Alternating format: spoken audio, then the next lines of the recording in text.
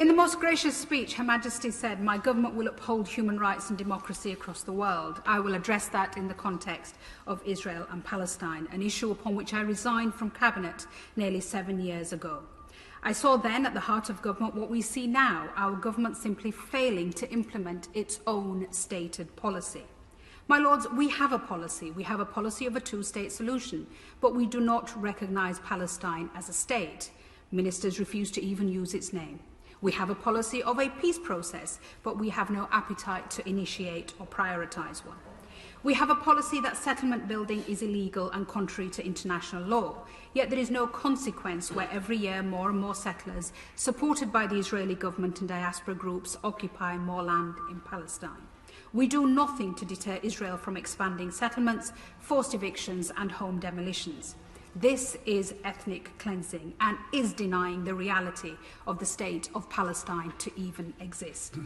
Our policy is that East Jerusalem is an integral part of a future Palestinian state, and yet we do nothing as extremists barge into homes terrorising Palestinian families who've lived there for generations. Our policy is to defend human rights, but no action follows as hundreds of Palestinian children every year are arrested, mistreated and incarcerated.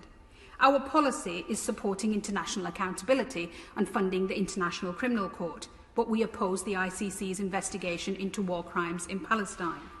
Each time, my Lords, we fail to implement our own policy, we send out the message to an ever-extremist right-wing Israeli government that there will be no cost or consequences for its treatment of the Palestinians. This total impunity is feeding Israel's prolific rise in far-right extremism, leaving a society fighting for its very soul.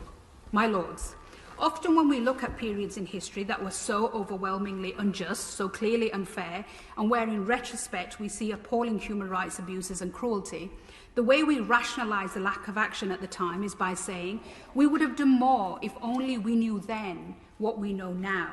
So I want to put on record what we know now, so that there can be no doubt in future generations that we knew. We know about the dispossessions in Sheikh Jarrah, about the chants of death to Arabs in Jerusalem, about the attacks on worshippers in Al-Aqsa, about the attacks outside the Church of the Holy Sepulchre. We know in the West Bank, Palestinians and Israeli settlers live side by side, the former legally but under military law without the most basic of utilities, the latter 630,000 strong and growing, illegally present yet governed by civilian law and living in relative luxury. Two peoples in the same land, but with differing legal systems and even separate roads to the same place. So we know, my Lords, as documented by Human Rights Watch, that the threshold has passed for the international war crime of apartheid and persecution. We know generations have existed under a blockade, never left Gaza, an area the size of the Isle of Wight, and drink water that the World Health Organization says is not even fit for animals. We know that mid-pandemic, Gaza's only coronavirus testing lab was damaged because of Israeli army bombing. We know of the deliberate targeting of journalists, including the bombing of the AP building, whereas US Secretary of State Blinken said there was no evidence of Hamas operations.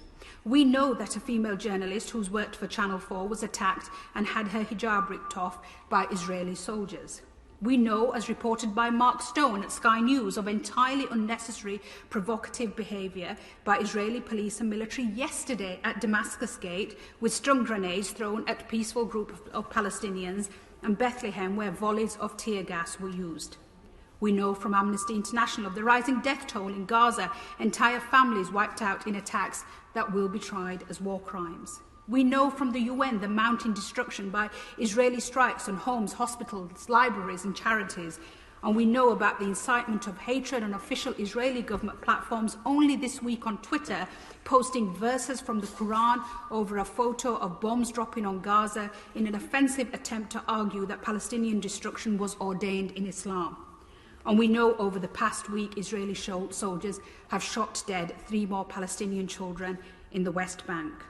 And we know, my Lords, that there will be zero accountability for this appalling violence. And our silence in the face of this makes our position, as I said when I resigned in 2014, morally indefensible.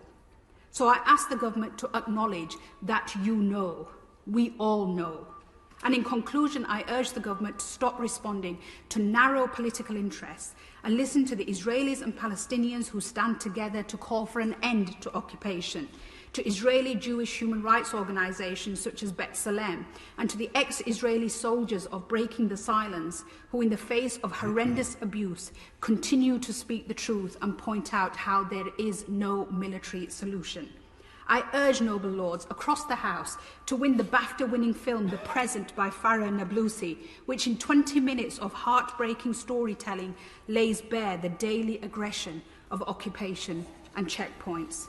And I ask my noble friends, what can they say today from that dispatch box to Palestinians who want occupation to end? How do we ensure that our policy of the two-state solution is not a simple fig leaf policy to hide inaction, but a reality for the people of Israel and Palestine?